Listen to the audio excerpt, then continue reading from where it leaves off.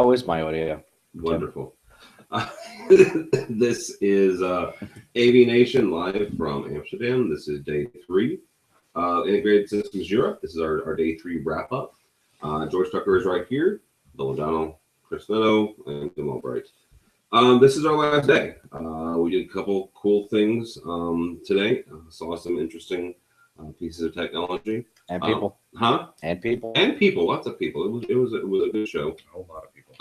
We did almost a 2 hour. Well, we recorded it for almost 2 hours for AV Week, which we'll be cutting up and rolling out over the next 2 weeks. Like we do InfoCom. So. Turning people away at the end, which is kind of sad, but there wasn't.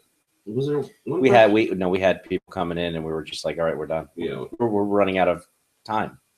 And your host was running out of energy. Yeah, you were slowly melting. And batteries. So please note that on the video. Tim starts at what? How tall are you, Tim? 5, not 6. 5'10", 5'11". Okay, 5'10", 5'11". By the end, he's about 4'3". He's sliding down the side of the booth. No, some really good people. Yeah, really good people. We'll talk about those in a second. Yeah. Before we talk about anything, the first thing I want to do, and you can disagree with me if you want, but the most important thing is to thank our sponsors. And our sponsors, by sponsors, I don't mean advertisers. I mean the wonderful people who reached into their actual pockets and did without Starbucks and pizzas and rent for the month. Rent, wow. Well, there were some folks who gave. Now you're guilting me. I didn't say you went without rent. But still. Put it this way, George. There's probably some people there that donated what they could have got on a plane and came here for. That's true. They as I say, they made some sacrifices, and to that we are very grateful. Oh my gosh, Eternally grateful. Eternally grateful. Says the booth dude. Says the booth dude. Hey. So, The dude. Hopefully I don't get sued. we'll explain that in a second. But before we do that, Julie Jacobson is one. Brock McGinnis, and real quickly about Julie, we actually saw Julie here at the show. Her husband works for an AV company. She works for CE Pro. So that's an interesting marriage, I'm sure. He exists, is what I said. Well, yes, George. I thought he was like Fang from Phyllis Diller. George probably thought that he was a figment of poor Julie's imagination. So, but yeah, she was there.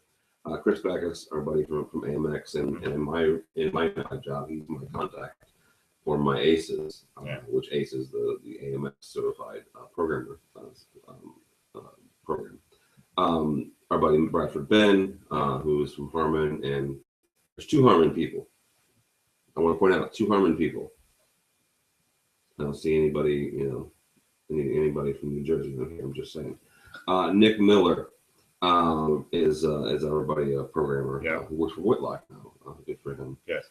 Becky Rebecca Villarreal, Vadio, and we recorded Haley Quinn today. So our buddy Josh Pippins, who was our videographer for InfoCom as well as for CDO, Clayton Vicente. Or Vicente, I'm not actually talking on the phone. Yeah.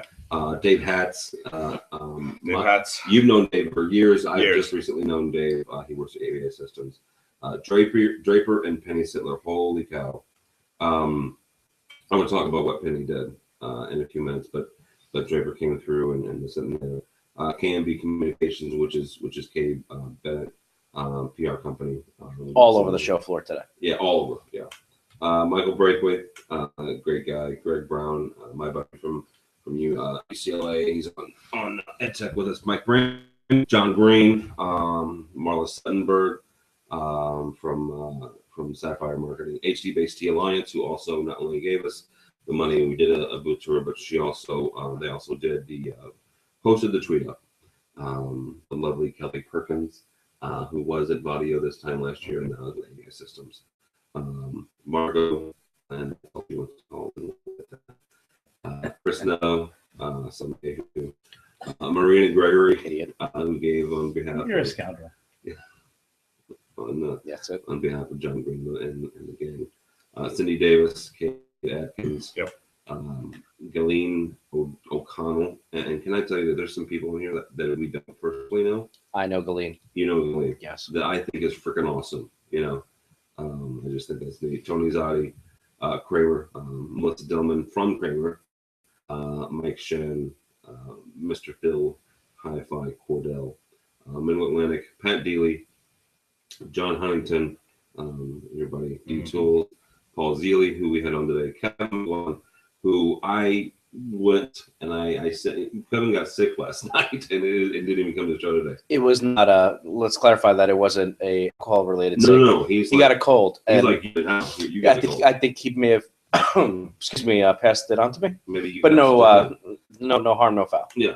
No I think the Chief, Josh Schrago, AMX, and someone Ted Williams, who again would like to be remain anonymous. So, so thank you very much. That is all of you who supported us and allowed us to come here and cover it in the way that we do. Covered it without spin and without fear of retribution for what we saw. You know, we're integrators, we're installers, consultants, tech managers, and we like the ability of calling it like we see it. So thank you very much. So Mr. Tucker, first and foremost, what you and Chris actually got the biggest walking of the show, I think. I had a few more meetings and I got to walk in perfect. But from your standpoint, what did you see today that really? Well, today I saw lots of oddball little stuff. I went up to Hall 9, Hall 11, which there were lots of Z-Wave, lots of things like stone light switches and interfaces made out of just different materials, blown glass, all kinds of stuff like that. I got to finally go through the Black Magic booth, which is just down the way from us, but I never got to see it. I'm really impressed by, and I just want the number, this enormous studio camera, they're calling it. And it's the URSA. It's got a 10-inch, it looks like an iPad It is on a screen that folds out from the thing, and it's got software built in. So you can tilt it and start working with it. This is from Black Magic, right? Yeah, from Black Magic. It has software built into the thing. Yeah. It's a touchscreen? Yeah. And it's got all kinds of cool stuff. You It's- can touch an iPad. Wait a minute, we're at a show with touchscreens? Huh? Now, also something else that I saw Oh, when I was up at the Hall 9 or 10, I believe it was, there were more touchscreen manufacturers or people doing their version of touchscreens that I was absolutely amazed at. The big boys aren't doing them, and all these little niche companies from all over the place are making stuff. And something else I saw was a lot of control systems from Denmark, Germany, Holland, that they're making them locally and then selling them through the EU and slowly building up. I thought that was pretty impressive. Well, and the one thing I'll cut off of that, you also notice that they're making them big, like bigger. Like, oh my gosh, there was a 90-inch from a Chinese company. Yes. A 90-inch touchscreen, not an overlay. Right. Not an overlay. Tried and true. Yeah. Tried and true touchscreen, yeah. And then there was an Italian company, Tutondo, which made these beautiful speakers. There were satellites that were these STEM-based, orbital, round shaped, different colors on the front. I mean, it was almost retro, but it was so beautiful that it was futuristic. Commercial or resi? Probably no, mostly resi. Okay. But they also had something called a light base. Well, then I want to hit you with a follow-up. Well, I'll tell you about this now. It was a stand-up light, cylindrical. It had to be 6 feet tall, had base controls at the bottom, and a woofer, and a big woofer at the bottom with a light and a little protector for the light. That was evidently attuned to the right frequencies that they wanted to deliver, and had a diffuser for the light. It was gorgeous. It sounded okay in that room, but it's sort of like being in a, in your local retailer and saying it sounds great in here, and you bring them into your room and it doesn't work. But it looked and sounded really great where they were. I'd like to see it in the wild, but it was just gorgeous. So your question? My question is, one of the things that we get to do here that we cannot do at Infocom is we walk a place where you'll see dribble drabble, resi, commercial, resi, commercial, Yeah. resi. Mm-hmm. There's been a question in my mind for years now is that residential obviously goes for the aesthetic and the look. Mhm. Are we finally going to start seeing that craftsmanship or that attention to detail on the commercial side? No. Whether it's the speaker, whether it's the amp. I mean, I'll be honest with you. I'm one of those guys. I love looking at a finished complete rack where everything is matched. Everything, I mean, from the plates to the colors to whatever. I'm with him. So, Commercial. Yeah, a commercial, because here's the reason, right? You're commercial, you're looking at how inexpensively you can get it, and the way It's hidden.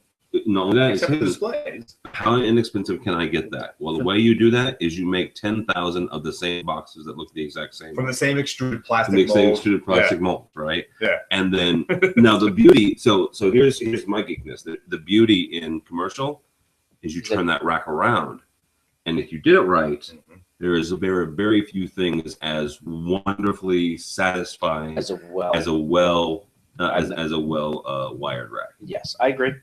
But it's not the wood grain stuff that you're talking about. You're right. But here's my problem. I deal with corporate, and in corporate, I got tight spaces. Mm. And in tight spaces and in huddle spaces, the storage is moving away. They're going to these modular walls. They're removing the credenzas. Well, did you see Biam stuff?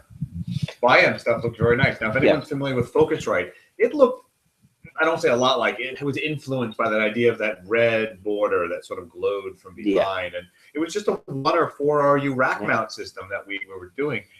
And it was beautiful. But there is a company that sees that. Thank God we're finally getting away from the silver and the black. I mean, that's the one thing I couldn't ever stand was an entire black rack with a stainless silver. steel is going out of a kitchen. It really isn't. Yeah. It just depends on where you're putting it sometimes. Yeah. Yes, in a huddle room, maybe so. Yeah. But a brushed aluminum front on a huddle room might be okay. But where another point where that comes into play is in these huddle spaces that or glass conference rooms like I've been dealing with for some time now. Sound is an issue, and a lot of times you don't have a ceiling to put the ceiling speakers. Ceiling speakers are made to be invisible. Okay, in a room with glass or old plaster, and you don't want to hammer into that, you put a sound bar. A commercial sound bar looks, for lack of a better term, fugly. Okay. No, you've got a point. You've got a point. Yeah. Okay. So you have to go. Utilitarian. Exactly. Okay, So here's the thing, and we'll say this, and then we'll get on to the next piece of tech. You're talking about corporate, right? Uh-huh. Again, as quickly and as inexpensively and as ubiquitous as you can get. You start getting into someone's personal space in the corporate room, talking about the board of the directors, VIP, the VIP rooms. then you're going to start getting that. And then guess where they're going to go? To the residential world to get it. Yeah. Because there simply isn't. I'm sorry. Well, that's a lot like the BYOD. Yeah, very nice. They're bringing in their own iPads and smart devices. So that is the sort of leading edge of that. Yeah. One more though, since I'm on the roll. We did a we did a video shoot with Beale Street Audio. Yes. Or Beale Street. Beale Street, yeah. Beale Street. And they are a company that has a history in AV, history in sort of low voltage integration down south. The guy who owns it invented something called a sonic vortex. This is a speaker. It looks like your typical can speaker. It goes up in a ceiling or in a wall mount. Except he's built all of the bass trap inside of it in such a way that one, it doesn't disturb the outside air, and two, it gives the most phenomenal sound. Now we were filming it, and they had the speakers hanging on a string, so sort of cantilevered on a little pendulum. Okay. And he put the bass woofer on, and the woofer was what, good 6 inches? Oh yeah, and specifically with that one, he had just the as I say, there was a subwoofer and then there was a speaker, and he turned it on. I went, wow, that's a very full sound. And he went, oh, we haven't even turned the sub on. Watch this. Right, so we had both on, and he cranked them almost full, which is rare in this ISE show because it was so quiet. Yeah. And they did not move. The transducer was whack. I mean, it was moving. And there was not a swing to the string. I mean, it did not move. It was like the most amazing thing I've ever seen. And the guy who invented it he's a sweetheart. He's just so nice and so into it. Yeah. And that Beale Street, if you guys Beale Street, it is just a really cool product. And that really blew our away. I'm like, all right, I got to do this video. These guys are cool, but wow, that was really cool. Yeah, and that's neat to see. When we, because sometimes, a lot of times we, most of the videos that we do are editorial, right? It's our editorial video. It's because you get 1,001 press releases. You go through them and okay, that sounds cool, that sounds neat, that sounds inventive, that sounds like a product that's pushing the industry forward, which is why we go. It was actually an interesting note in that the inventor was actually telling us the story in which the previous year they actually had like a much smaller booth set up and everything, and they still had at ISE. I think it was at Info. I think it was at Info. I think it was CDA actually. Okay. But regardless. But in any event, they had a much smaller booth set up, and specifically, they just had the same speaker appended on a chain and everything, and they just started cranking it up. And as folks were walking by, they're like, "No, there's got to be like an overhead speaker or something. Like how are you pulling this off? Like, is it?" This is like a trick, right? Yeah, it was. That's cool. Step right up, ladies and It was gentlemen. pretty cool. Yeah. It was as I would put it was shrink wrapped muscle. Wow. Yeah. All right, Mr. Netto, what was your discoveries today? Today, I was taken into a dark room and I was shown something I've never seen before. I actually know that I'd set it up pretty good, right? Yeah. Today I got to go check out a projector. It was a Panasonic projector. There's been lots of rumor about this. Everybody's chattering. And I will get you the part number so you can go ahead and start getting ready. And just for clarification, before you get that, Uh-huh. you did not have to sign a non-disclosure agreement, correct? Absolutely. I did not have to sign it. I already have pictures of it that I was Okay. allowed to take. And then I met with the main guy from Panasonic who just happened to be outside the door when I walked out. And we had a nice little chat. This would be the Panasonic PT RQ 13K. It was a 12,000 lumen laser projector that was pitted up against a 30,000 lumen projector, brand to be. I'll disclose that. I'll keep that quiet. They dialed down the 30 to keep up with what I saw. No comparison. I walked in. As soon as I walked in, I was like, obviously, this must be theirs on the right. I'll look again, and something was off. Once I was in the room and my eyes got adjusted, the blues were driving me nuts on the 30,000 lumen projector.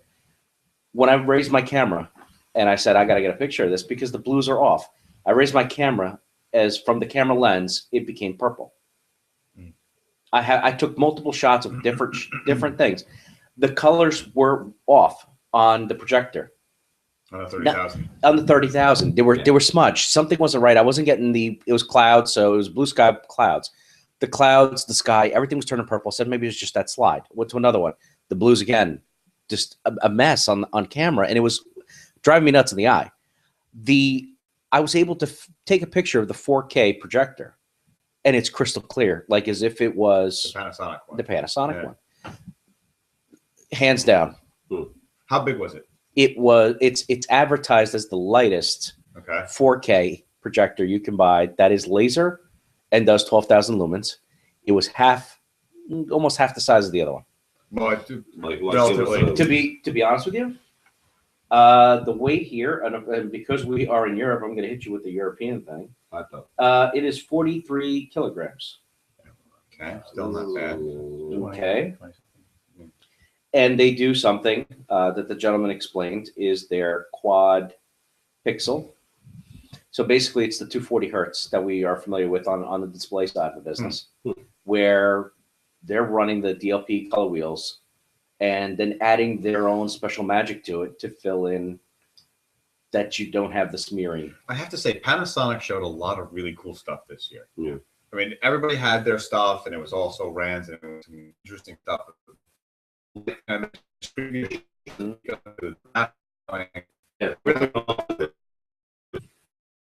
don't know if we talked about that last time. Yeah, we talked about this stuff. The projector Mac. Yeah. And that's where they're getting their attention. You know, I walked into to another booth of a company that's not doing projectors, and that would be a control company. I said, and you need in there? Something being mapped, because that is what will drive everybody here. Yeah. And this year's honestly, I've seen it in InfoComm and I was pretty impressed. But this year, it seemed like everybody doing some sort of mapping from a car, Data. everything. There was one thing I saw that I said, no, that's a bit redundant, in which Epson actually had 3D projector mapping going over one of their projectors. Even Optima game, which was basically blending, and It was a 3 or 4. it wasn't mapping, but it was a 3 or 4 projector blend. yeah, it was 3 Yeah. for the racing game that we The curved tweeted screen about. one? Yeah, Well, Oh. we found so it was a we found a blending use. machine, but they said it could do some mapping. So Well, we definitely found a use for curved screens. Yeah. Video gaming, immersive. Oh yeah. You know. yeah, but you need that seat. Can't be a standard couch, baby. It's got to be that seat. Definitely that Panasonic was probably one of the best, better. I don't know if it was kept quiet, but one of the better gems that I found out there. All right. Mr. Bill. I found that someone was actually able to match my time at the booth. Boris. So yeah, as I say, Boris, very nice gentleman, very competitive fellow. He came by about 2 or 3 times, and he was just like, "Okay, I'm gonna line up the cables." He was going about it. He was not. He wanted that GoPro. And for those that don't know, Bill had the least amount of floor time because Bill was running a Crestron challenge at the booth with the DMPS 150. As well as attending my duties as booth dude. Booth dude, exactly. And And explain that, please. yeah. Why are we referring to you as booth dude? Well, actually, I'm actually going to default to this one because this was an interaction between Mr. Neto and some other associates. yeah, what happened is, somebody called him a booth babe, and I said, no, he is a booth dude. And then somebody then referred to him as a beautiful booth dude. So I don't know what's going on, but you know what, man? You did. I keep it to the informal, the dude. The dude. We're just going to shorten it down to the dude. But There's no yana in case it's a copyright. It's just dude. it's just dude. Exactly. Which Exactly. makes him a dud. And I will point out that the dud then is a 30-something-year-old single man. He has a full-time job. He is Like long walks on the beach. like walks long walks and pina coladas. And plays Getting with caught in the rain. and, That finishes it. and plays with molten glass. That's it. Thank It was a God. molten glass. Right there, sold it for me. Yeah. All right. So here's What about you? here's my 2 things. Okay. First of all, I purposely went by the Microsoft booth, and Yes. I know that we're here to find unique things, right? Well, at least Cisco had something in their booth this year. It's Microsoft, yeah. Right, but I mean, a couple of years ago they showed up and it was just something simple. A couple of years ago, Cisco also showed up. I get you. Sorry. But Microsoft, go. So yeah, so I know that we were trying to look for unique things and folks that were iconic or only in the European area. We got lots of those for AV Week and some really great conversations. But I wanted to go by Microsoft's booth to see what it was that they could do with an AV booth, since they simply didn't have anything but couches and phone chargers at InfoComm. Oh, the World Cup monitors. And the World Cup monitors. Mm. They have set their sights on video conferencing. Mm. It was all over the Surface Pro, the Surface Business, and Via what link? yeah, Mm. and yeah, they have set their sights on Cisco and on Crestron RL and on these all-in-one packages. Now, here's my question, right? Microsoft started out as what? A software company, Yep. right? For IBM. For IBM, wrote DOS, came out with Windows, and this, that, They and bought the word processors, hippies, hippie coders. stole point and click from Steve Jobs. We stole it from Allegedly, by the way. Allegedly got it from Xerox. Allegedly. So the apocryphal story goes, just Yes. so we're clear. So now they have gotten into video conferencing. What we're calling video conferencing, right? Yeah. Here's what I'm afraid that may happen. They may actually get some players here and start doing some stuff. Only I don't think they see it as video conferencing. They see it as just simply connecting other people in their own unique way. Funny you should mention that word. Yeah. In that You also have to remember that Microsoft does very well with their Xbox, and if anything, they've been pushing their Xbox One. And if you really look at that thing, if they make like say a beefed up version of their Kinect and everything, they really could make a run of it of just making like say a commercial version of like the Xbox One. Just remove the game portion and load up with their apps. Here's my problem with that is that technically when Microsoft does this stuff, it partners with all these CE or consumer-based Geffen and the rest, which are all fine products on their own, but it becomes a cobble together. And there's a certain point where cobble together doesn't really work. Even if it comes in the same box, cobble together doesn't always meet your needs. And I'm wondering, because they're from what you're describing, they're missing the UC huddle and the quick connect stuff that we're seeing with everybody else from Listen and Audio and everybody else. Except they're getting that through even Bio. They're getting that through this thing, through a laptop. Yes, but a laptop only goes so far. I have to really admit that. And I'm a big advocate of it being democratized, but I just don't see it in the room being reliant upon one person's laptop or a room laptop. Okay. They just maybe 5 years from now, maybe 2 years from now, but right now, would you trust it? For UC, yeah. Would you trust yours?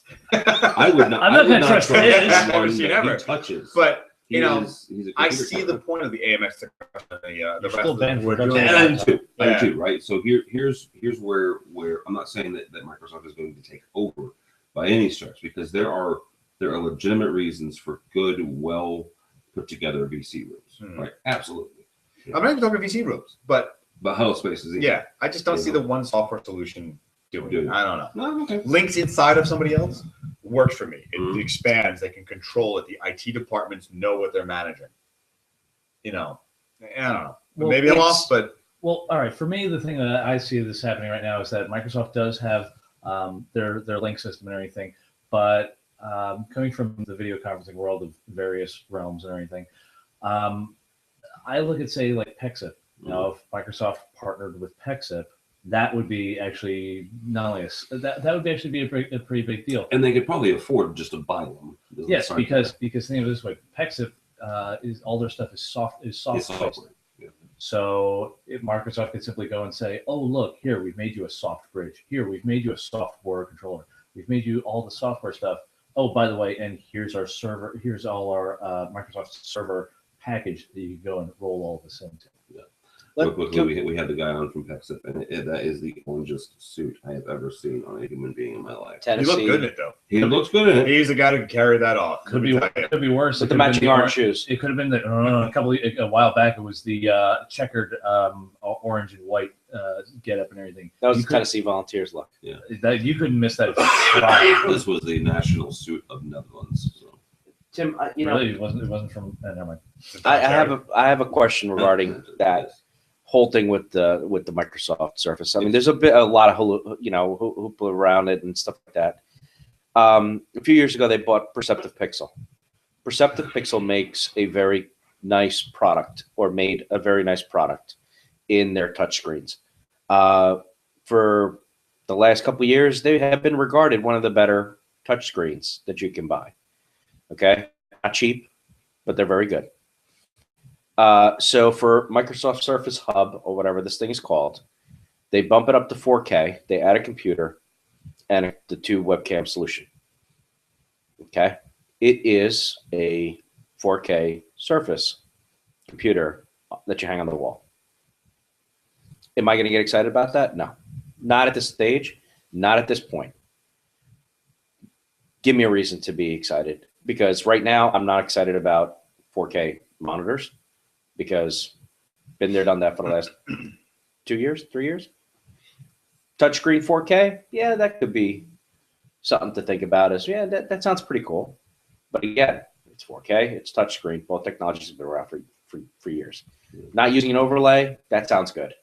Well, maybe there is more positives that I'm thinking about. I'm just not big on internal webcams that I can't mess with. Yeah, I agree with that. Okay. Or swap out when it goes bad. I mean, if a camera in this thing goes bad, you have to use the whole thing. Yeah. Well, then you go with something like this. And haven't we learned from years of off-the-shelf cart, systems Well, who are they selling to? That's my. If they're not The exciting IT you, manager. It is the well, yes, yes. and then Someone he's who's putting in. CTO. Yeah, and that's fine. And how do they order servers? But the cobbled together effect still is going to be a problem. Yeah, I will order that one. I want one of those. One of those gets thrown into a shopping cart and sent out via Amazon. Yep. It may not be Amazon but you know what I'm saying. Mm-hmm. Okay, these things are built to do that. What is going to happen is the integrators are not going to are going to have to deal with the repercussions of that thing showing up on a site and them saying, it doesn't sound as good as I thought. Can we add? Fix it. And yes, fix it. Fix it is going to mean you need to add stuff. That was just the list that comes out. And the detractors of the AV-IT world, they're the ones that are splitting the line and saying, no, it's AV, no, it's IT. This is where the pain points are. Mm-hmm. Yeah. You know, the off-the-shelf cart systems. You can pick one, from Cisco to Polycom to PictureTel back in the day. They were made and designed for ease of ordering. It got dropped into your office and boom, boom, boom, it was done. Great. Now take that out of that 20 by 20 room and put that in a 40 by 40 room. It's not going to do the same. It doesn't have the mic inputs. You know, hell, I remember dealing with PictureTel and the gripe of proprietary cables. You couldn't just take a camera and put it places. Thank God, you know, we've moved past that a lot, you know, with the years. I was going to say Polycom still does some Polycom still does some funny stuff with their cameras and their stuff like that, but still, it's not easy. But let me go to my other thing. The Microsoft thing I thought was cool. It's just a little, you know, weird. The other thing, the thing that I'm going to not complain about, but just ask why. Ponder. Polycom made a big deal yesterday about doing the world's first 3D video conference. Did you need glasses? I don't know. I didn't get that far. I'm sorry, I just shut my brain off. Exactly. So why? I don't know. Well, first of there's all, gotta be you're somebody asking who why wanted it. because you've been hitting the death bell for 3D for years. Exactly. Okay. Let's go to social media. I posted up a picture of the Optima cutout of a lady standing there talking. The first response back from H323 Inc., I think it was the one of our responders, was like, that may be the future of video conferencing. You know what? I'd rather have a projection. It's not 3D. It's not 3D, But but I'd rather have the image like How that. far are you from mapping it and making it 3D looking? Yeah, I mean, true. true. You put in, maybe that's the future projection mapping. But my question is, Futurists. why would you want to do that? Have these We can blank now be stills that futurists. people. Can we get futurist titles now? I don't know. You've been writing in 2000, It's- 21 Yeah. 2105.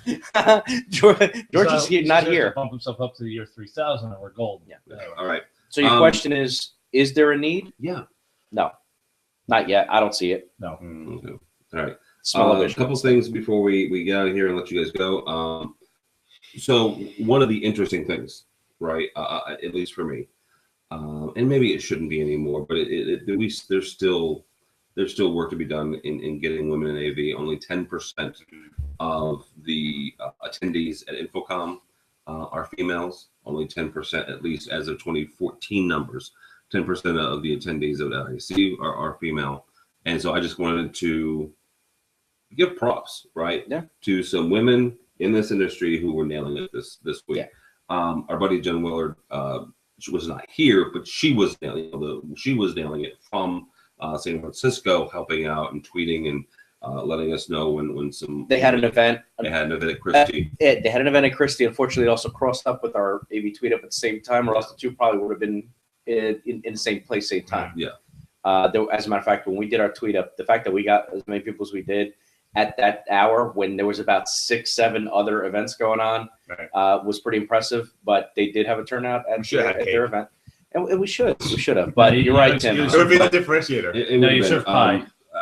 We got to meet. Well, you guys got to meet Kat Jones from Yep. the restaurant. Yep. She's a woman in the Navy that Very really kind of cool. hit it. Yeah. Our buddy Sandra from HD Base T, speaking of which, she helped us out with, Yep. with a bunch of Immensely. stuff. Thank you, Sandra. Stephanie Hannell.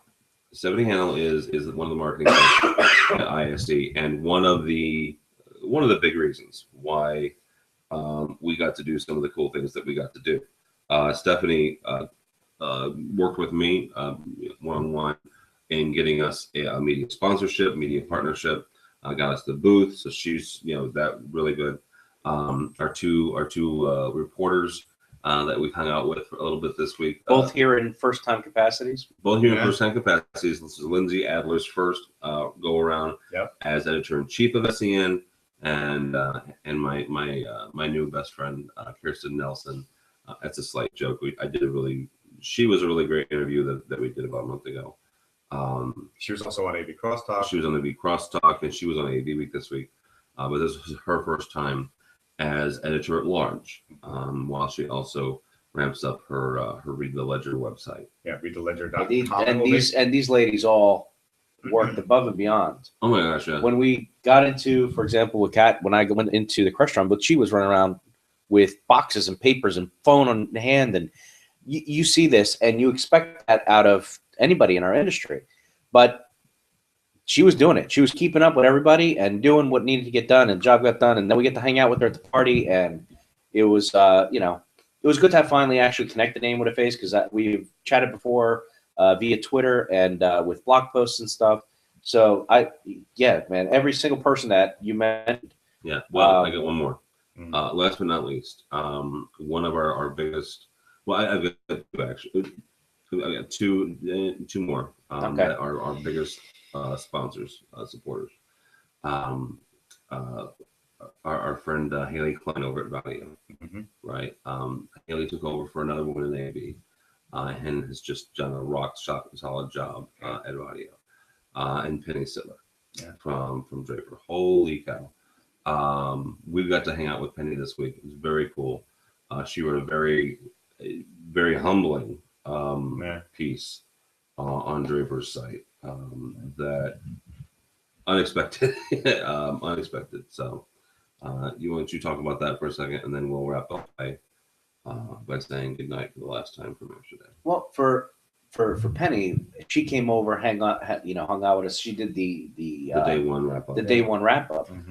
But Penny wasn't here as a manufacturer. She was here to hang out with us, and she was asking questions about us and finding out, who we are.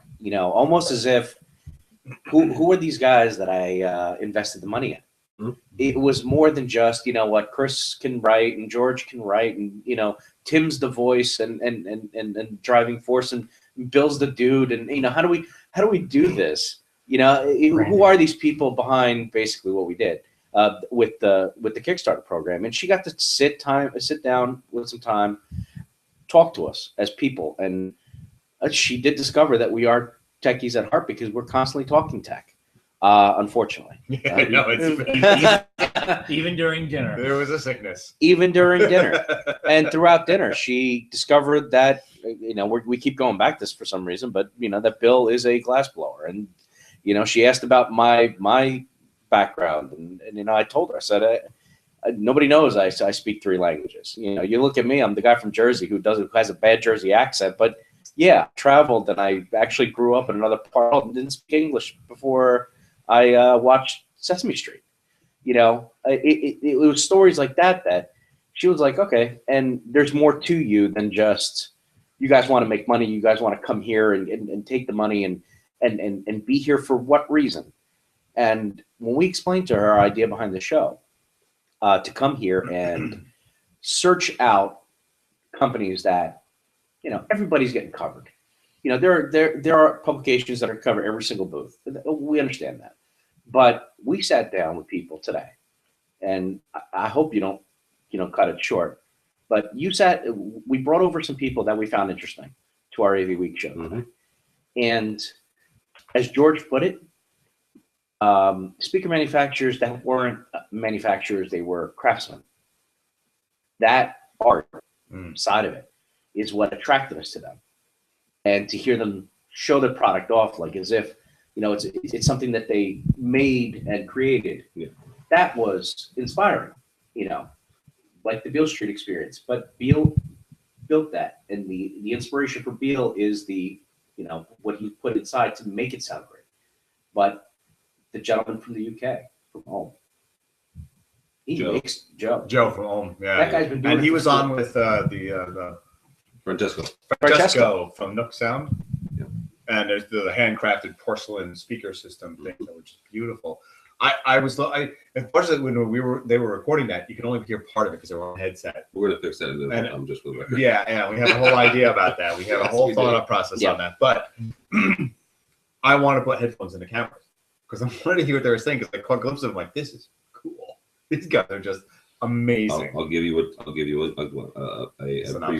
of the next week, couple weeks, and will come, or 80 weeks. Francesco started this out as a hobby. And he doesn't want his speakers to be referred to as beautiful. He wants them to be referred to as sounding good. He doesn't care that they're beautiful.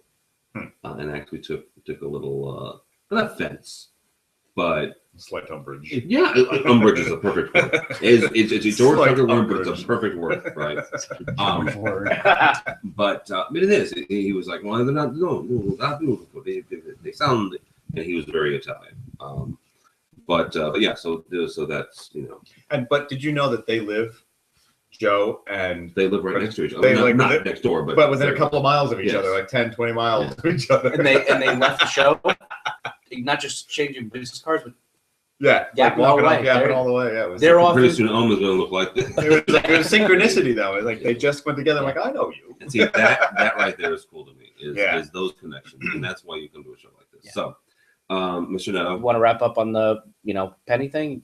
Oh, I'm sorry. Yes. Yeah. Well, I mean, when we explained to her this is what we're and to have this, find these people, find these connections, and have them on the show.